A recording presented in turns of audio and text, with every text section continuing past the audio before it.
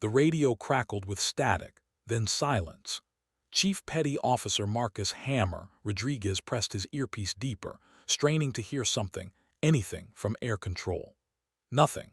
The Taliban fighters had overrun the valley approach faster than intelligence predicted, and now his 8-man SEAL team was pinned down behind a crumbling mud brick compound, ammunition running low, with wounded bleeding into the Afghan dust. Foxtrot 7, this is Reaper 16, how copy? Rodriguez whispered into his throat mic, knowing the answer before the static confirmed it. Air support was gone. The Apache that had been covering their exfiltration route took an RPG to the tail rotor 40 minutes ago, spiraling down beyond the ridge in a plume of black smoke and twisted metal. The morning had started routine enough, a surgical strike on a high-value target in the Korangal Valley. Intelligence suggested minimal resistance. Intelligence was wrong. What they found was a hornet's nest of fighters who'd been waiting, watching, learning their patterns. The compound that should have held one HVT was crawling with at least 30 hostiles, and more were moving in from the surrounding hills. "Chief, we got movement, 2 o'clock, whispered Petty Officer Jake Ghost Mitchell, his voice tight with controlled fear. Through his scope, Rodriguez could see them, black-clad figures moving through the tree line, flanking left and right. Classic pincer movement. These weren't farmer fighters with rusted AKs. These were professionals. The sun climbed higher, turning the valley into a furnace. Rodriguez calculated their options: stay and fight with dwindling ammo, or attempt to move toward the LZ through open ground that would expose them to sniper fire. Neither option offered much hope. His radio man, Petty Officer Danny Wire Kowalski, kept cycling through frequencies, desperate for any friendly voice in the electronic wilderness. That's when they heard it, a sound that shouldn't exist, cutting through the Taliban chatter and distant gunfire. The rhythmic whoop-whoop-whoop of rotor blades growing louder, more distinct. Rodriguez raised his binoculars, scanning the smoke-hazed sky. Nothing, but the sound persisted, closer now, definitely real. "You hearing this?" Mitchell asked, his eyes never leaving his scope. Rodriguez nodded, feeling something stir in his chest, not quite hope, but its cousin. The sound was wrong, though, not the deep thrum of an Apache or the whine of a little bird. This was something else entirely, something heavier, more deliberate. Through the haze, a shadow emerged, angular, predatory, moving with purpose through the smoke. Rodriguez felt his breath catch. Someone was coming for them. The radio had been silent for 47 minutes. Command had written them off, but someone somewhere hadn't gotten that message, or had chosen to ignore it entirely. The shadow in the smoke grew larger, and Rodriguez allowed himself one word: incoming. Captain Vesper Phoenix, Blackwood didn't need permission anymore. 3 years of flying medical evacuations in Afghanistan had taught her that sometimes the only authority that mattered was the authority of conscience. When the distress call from Reaper 16 went dark, when air traffic control marked them KIA, when the brass started talking about acceptable losses, she'd made her choice. Her Black Hawk, call sign Phoenix 7, wasn't supposed to be in this sector. Officially, she was running a routine resupply to Forward Operating Base Chapman, 40 clicks north. Unofficially, she'd heard the chatter, plotted the coordinates, and calculated the fuel margins. Her crew chief, Staff Sergeant Rico Delgado, hadn't questioned her course deviation. Neither had her co-pilot, Chief Warrant Officer Zara Akafer. They'd flown together long enough to read each other's minds. "Phoenix 7, this is TOC, you're off course. Adjust heading to 090, immediate," came the voice from Tactical Operations Center, crisp with authority. Blackwood switched off the radio. Some conversations weren't worth having.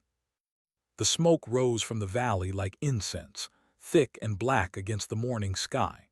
Through her helmet's visor, she could see muzzle flashes winking like deadly stars among the brown landscape. The GPS showed 8 red dots clustered behind a compound, Reaper 16's last known position. 2 minutes out, she announced over the internal comm. "Rico, prep the rescue basket. Zara, I need you on the guns."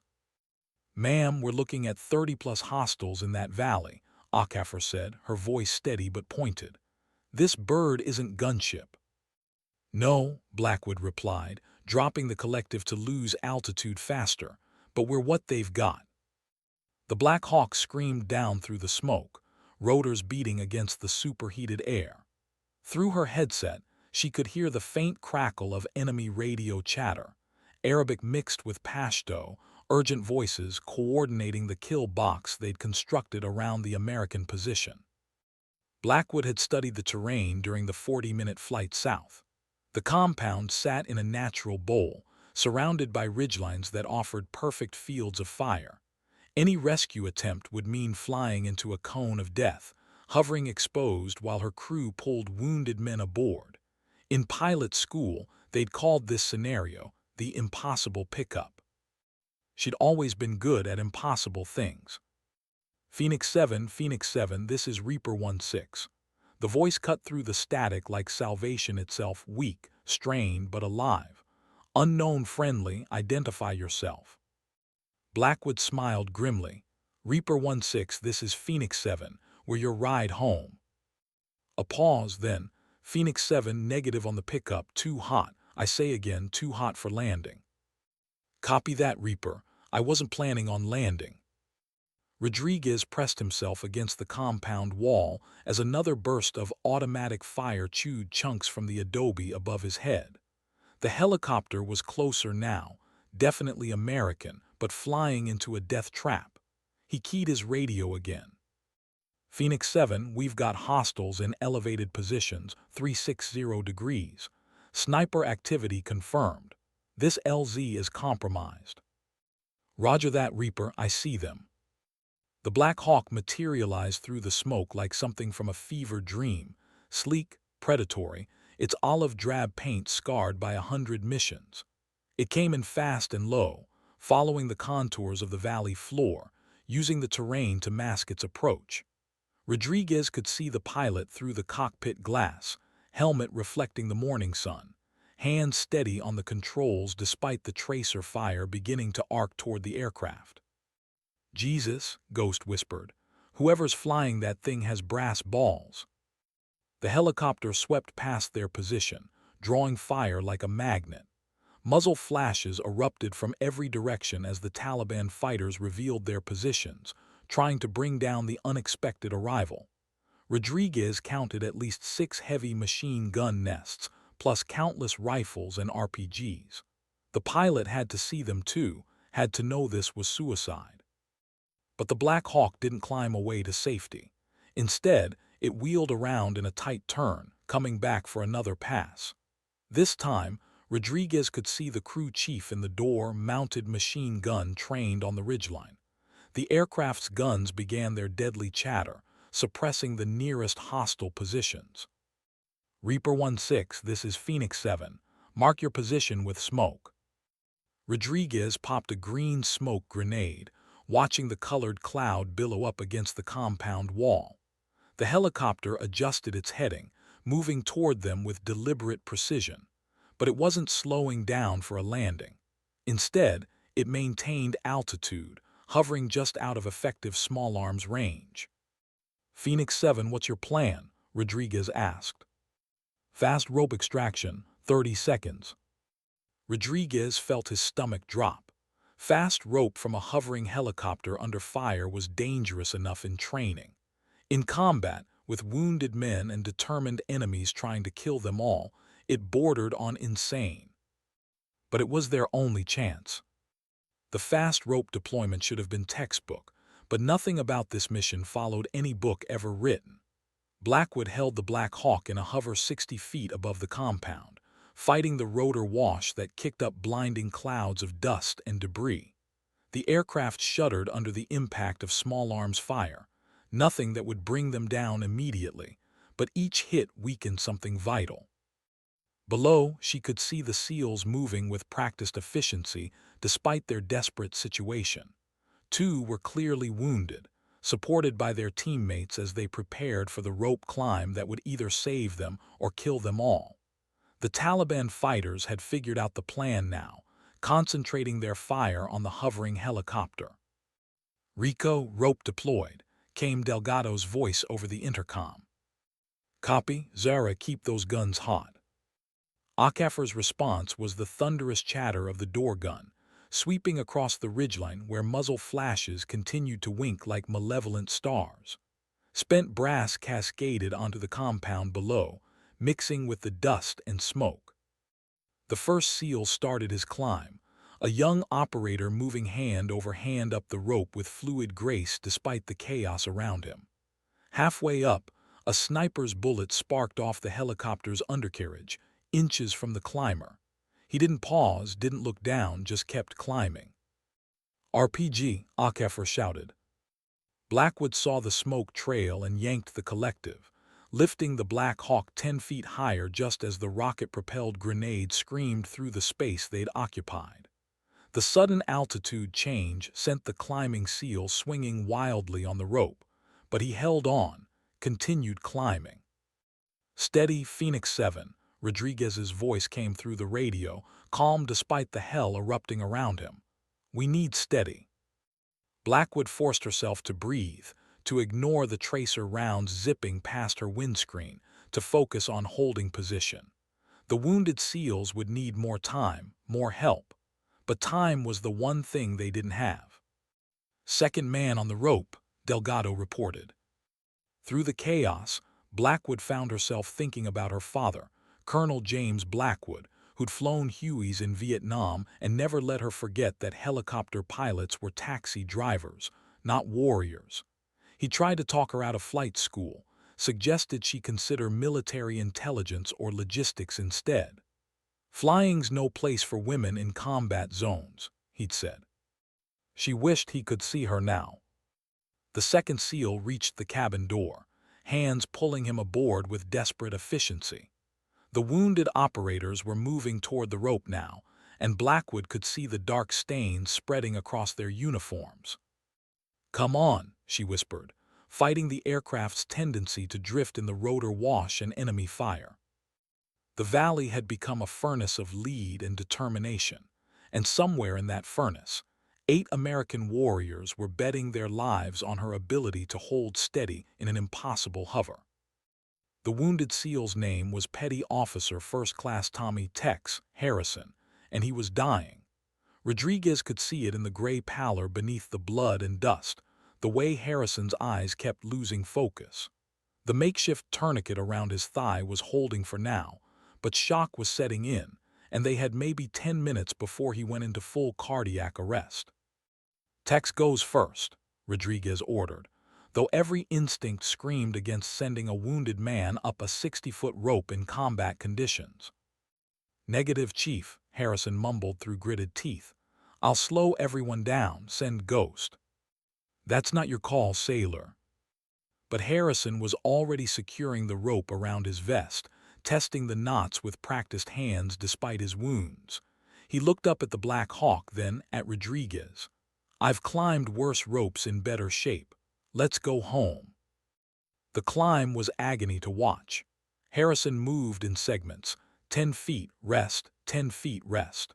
Blood from his leg wound dripped steadily onto the compound below, and twice he nearly lost his grip when enemy fire forced the helicopter to adjust position.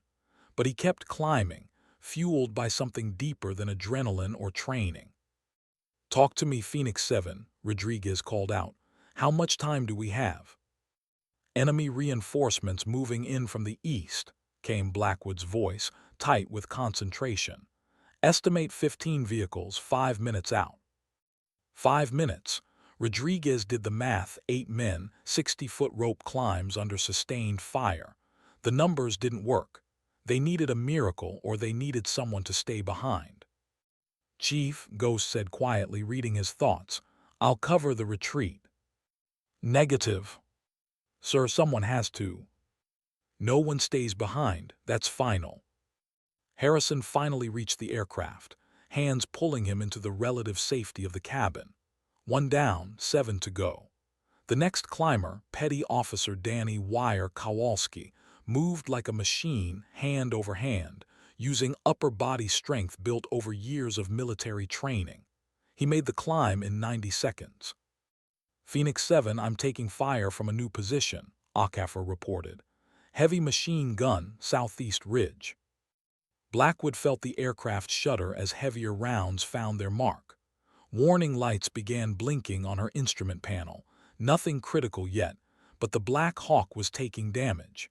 She could feel it in the way the aircraft responded to her inputs, sluggish and reluctant. "How we doing down there?" she called out. "Third man climbing," Rodriguez replied. Through her windscreen, Blackwood could see the dust plumes rising from the east, the enemy reinforcements closing distance fast. Military vehicles, probably technicals mounted with heavy weapons. Once they arrived, the situation would shift from desperate to hopeless. "Rico, status on our wounded?" she asked. "Harrison's stable for now, but he needs real medical attention. IVs running, bleeding controlled. 3 men aboard, 5 still on the ground. The math was getting worse, not better." That's when the sniper found his mark. The bullet came from nowhere and everywhere, a whisper of death traveling at 3,000 feet per second. It found Petty Officer James Rabbit Chen halfway up the rope, spinning him around like a marionette with cut strings. For a moment, he hung there, blood spreading across his vest, hands still gripped around the rope through pure muscle memory. Then he began to fall. Rodriguez launched himself from cover, catching Chen's falling body in a tackle that drove them both into the dirt. The younger SEAL was conscious but fatting fast. The round had punched through his shoulder, missing the major arteries but destroying enough muscle and bone to end his climbing days. "I'm good, Chief," Chen gasped, though his right arm hung useless. "I can make it." "Like hell you can." Rodriguez was already rigging a dual harness system, securing Chen to his own vest. If one man couldn't climb, then 2 men would climb together. Above them, Blackwood fought to keep the Black Hawk steady as more accurate fire began finding its mark. Her instrument panel looked like a Christmas tree of warning lights, hydraulic pressure dropping, fuel leak in the auxiliary tank, engine temperature climbing into the yellow. The aircraft was bleeding to death, just like the men below. "Phoenix 7, we're seeing armed vehicles, 3 clicks and closing," Okafor reported, her voice strained. "Multiple technicals with mounted 50s. Rodriguez began his climb, Chen secured against his chest like a grotesque parody of a father carrying a sleeping child. Each movement sent jolts of agony through Chen's shattered shoulder, but the young SEAL never cried out, never complained. He just held on with his good arm and tried to make himself as light as possible. The dual climb took forever, Rodriguez's arms screaming with effort, Chen's blood making everything slippery, enemy fire intensifying as the Taliban fighters realized what was happening. Halfway up, Rodriguez's grip slipped, and for one terrifying moment they swung free, spinning in the rotor wash 60 feet above certain death. But hands reached down from the helicopter door, Delgado and Wire, anchoring themselves as they pulled both men aboard. 4 down, 4 to go, and the vehicles were getting closer. Staff Sergeant Rico Delgado had been flying with Blackwood for 18 months, long enough to recognize the subtle changes in her voice that meant she was calculating something the rest of them wouldn't like. When she'd first arrived at the forward operating base, the jokes had been inevitable. Another female pilot looking to punch her combat ticket, probably wash out after her first real mission. Those jokes had lasted exactly 1 flight. Now, as he watched her hold the Black Hawk steady despite the increasing damage, despite the ammunition cooking off in the compound below, despite the mathematical impossibility of what they were attempting, Delgado understood why they called her Phoenix. She had a way of rising from situations that should have killed everyone involved. "Rico, how's our fuel?" she asked, her voice betraying nothing of the stress that had to be eating her alive. 40 minutes, maybe less with this leak." "Copy, Zara. Talk to me about those vehicles." 2 minutes out, Chief. I count 4 technicals, probably more behind the ridge." Ghost started his climb, moving fast but controlled. He was their designated marksman, built like a whip, all lean muscle and efficient movement. Even under fire, he made the 60-foot ascent look easy, flowing up the rope like water finding its level. That left 3 men on the ground: Rodriguez, plus petty officers Mark Diesel, Kowalski, and Jason "Tank" Morrison. Tank was the team's breacher, built like his nickname suggested, and the sight of him preparing to climb a rope with 220 pounds of muscle and gear made Delgado wince. The rope wasn't rated for that kind of weight under combat stress. Phoenix 7, this is TOC. You are ordered to abort mission and return to base immediately. Blackwood's hand moved to the radio switch, then stopped. She looked at the men below, then at the wounded SEALs in her cabin, then at the tactical display showing enemy vehicles closing fast. Say again, TOC, you're breaking up. Delgado smiled despite everything. Phoenix was officially going deaf at exactly the right moment. Morrison began his climb, and the rope stretched dangerously under his weight. Each movement sent vibrations through the line, and Delgado could see the anchor point straining against its mounting. If it failed, Morrison would fall to his death, and their rescue would become a recovery mission. "Come on, Tank," Delgado whispered, light as a feather. The big SEAL climbed methodically, using his legs to take weight off his arms, breathing in controlled patterns despite the adrenaline flooding his system. Halfway up, an RPG screamed past the helicopter's tail, close enough that everyone felt the heat wash. "That's it," Akefer said. "We're taking too much fire." "Negative," Blackwood replied. "We finished this." Morrison reached the door just as the first technical crested the ridge, its mounted machine gun already tracking toward their position. Diesel started his climb immediately, no hesitation, no looking back. Below him, Rodriguez waited alone, the last man in a rapidly shrinking perimeter. The tactical situation was deteriorating faster than mathematics could calculate. More vehicles appeared on the ridgeline, and the chatter of heavy machine guns joined the symphony of small arms fire. Rodriguez could hear orders being shouted in Arabic, see fighters moving to new positions that would give them clean shots at the helicopter. "Phoenix 7, recommend immediate departure," he radioed, though the words felt like broken glass in his throat. "Negative, Reaper, we leave together." Rodriguez smiled grimly. He'd heard stories about this pilot, the one who'd pulled a company of Marines out of a hot LZ in Helmand, the one who'd flown through a sandstorm to evacuate wounded from an outpost everyone else had written off. He'd thought they were just stories. They weren't. Diesel reached the helicopter as the first .50 caliber rounds began impacting the aircraft's fuselage. The Black Hawk's armor held, but Delgado could feel the aircraft's flight characteristics changing as systems failed and weight distribution shifted. Now it was just Rodriguez, alone on the ground, with a 60-foot climb between him and survival. The rope dropped again, and Rodriguez grabbed it, beginning his ascent as the world exploded around him.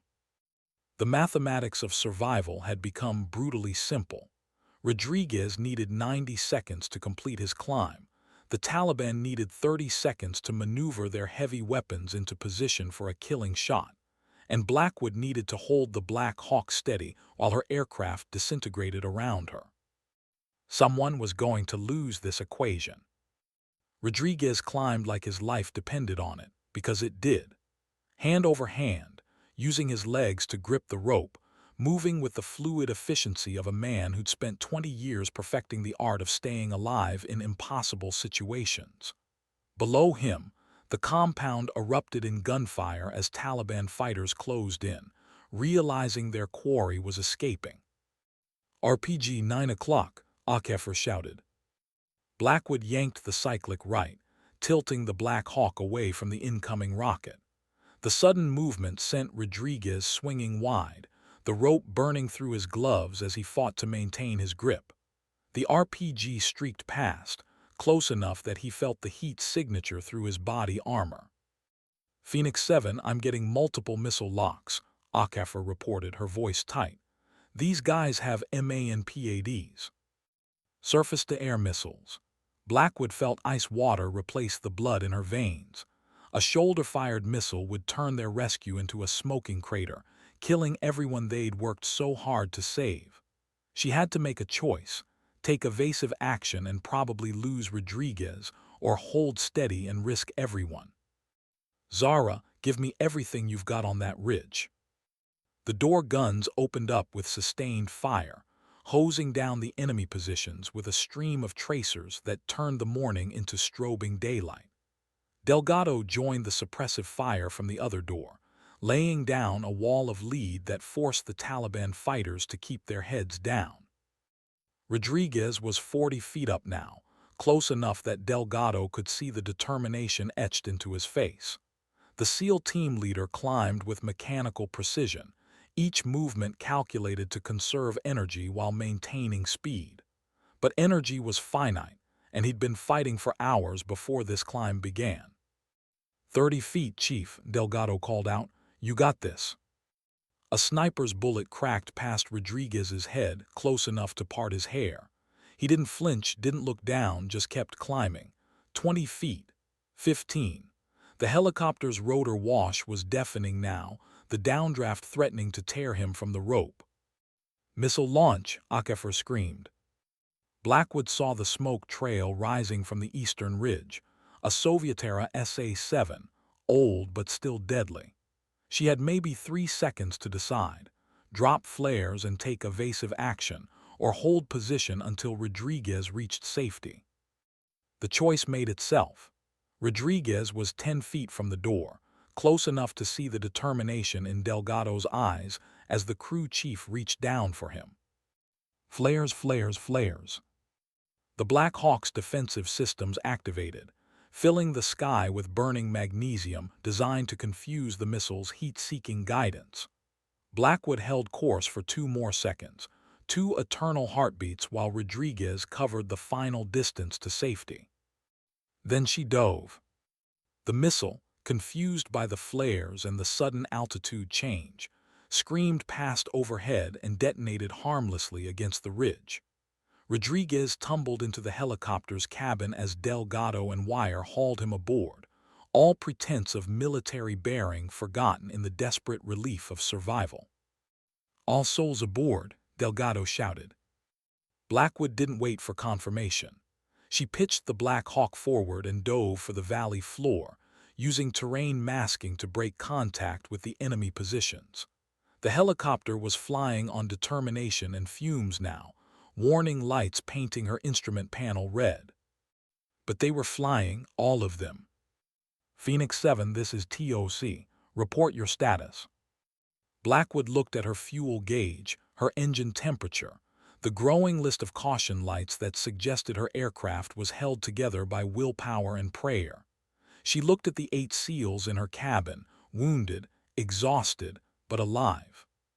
She keyed the radio. TOC, this is Phoenix 7. Mission accomplished. The flight back to Forward Operating Base Chapman should have been routine. A straight shot north through relatively secure airspace, wounded receiving medical attention, everyone breathing slightly easier as they put distance between themselves and the hell they'd just survived. Should have been. The engine temperature climbed into the red zone 50 kilometers from base.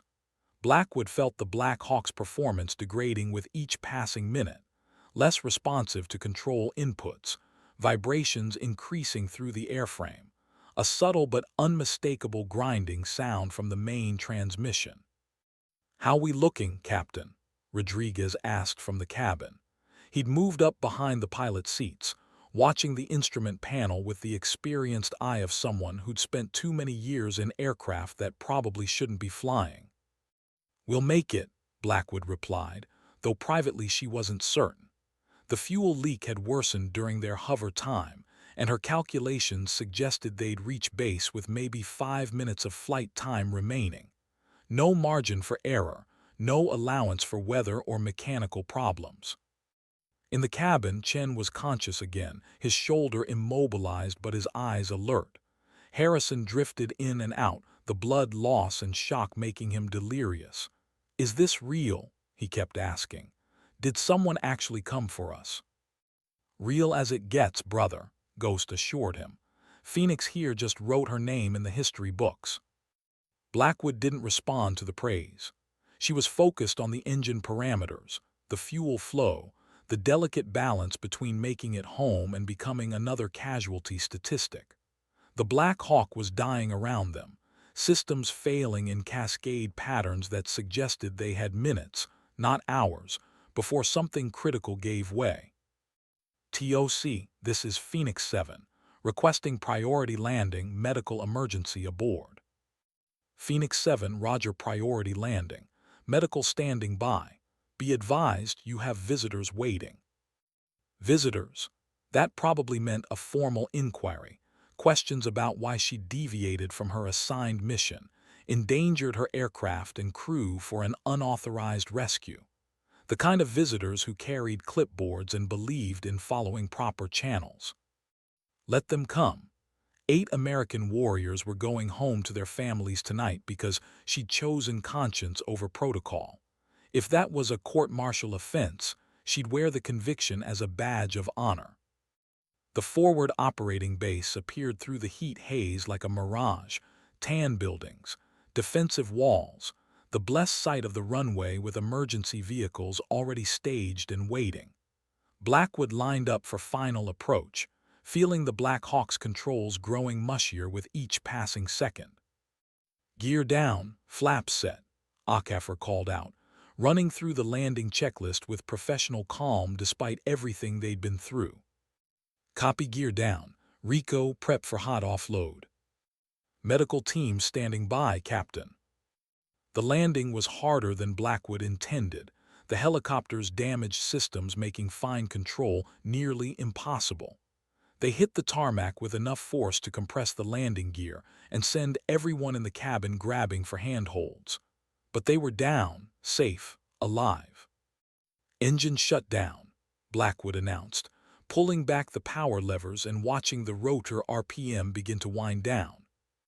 Through her windscreen, she could see the medical teams already running toward them, stretchers and IV bags and all the machinery of military medicine. Behind them came the visitors, 2 colonels and a major, grim-faced men in pressed uniforms who carried the weight of regulation and accountability. Rodriguez appeared at her elbow as she completed the shutdown checklist. "Thank you," he said simply. She looked at him, this grizzled warrior who'd spent the morning fighting for his life and his men's lives, and saw something in his eyes she'd never seen directed at her before. Not gratitude, that was common enough. Respect. Recognition that she belonged in the brotherhood of warriors who'd faced death and chosen duty over safety. "Just doing my job, Chief." "No," Rodriguez said quietly. "You did our job too." The formal inquiry began 3 hours later in a sterile conference room that smelled of coffee and bureaucracy. Colonel William Hayes, Fob Chapman's commanding officer, sat across from Blackwood with the expression of a man trying to solve an equation with too many variables. Beside him, Lieutenant Colonel Sandra Pierce from Flight Operations wore the kind of smile that suggested sympathy mixed with professional disappointment. "Captain Blackwood," Hayes began, consulting his notes, "let's start with the simple questions. At 8:47 hours, you deviated from your assigned flight path without authorization. Can you explain this decision?"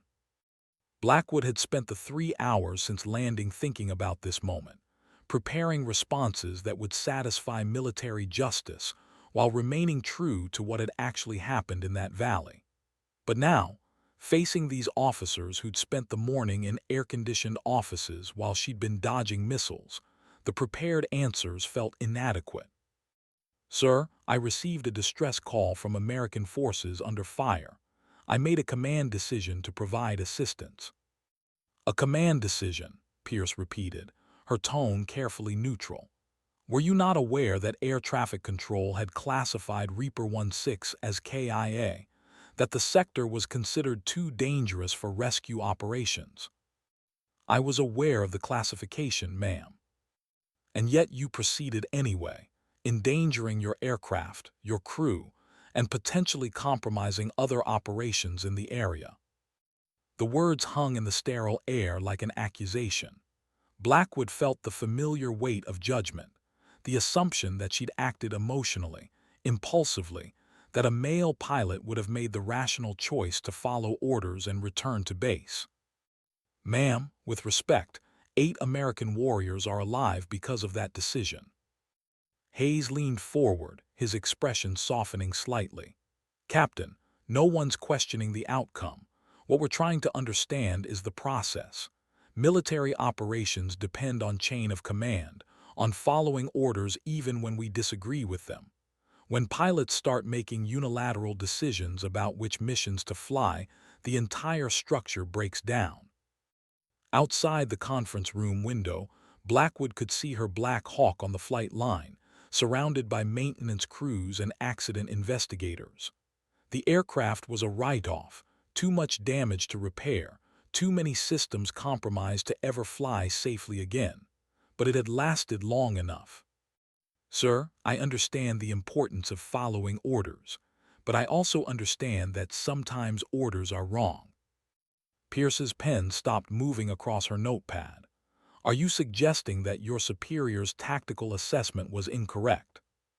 I'm suggesting that sometimes the view from the cockpit provides information that the view from the TOC doesn't.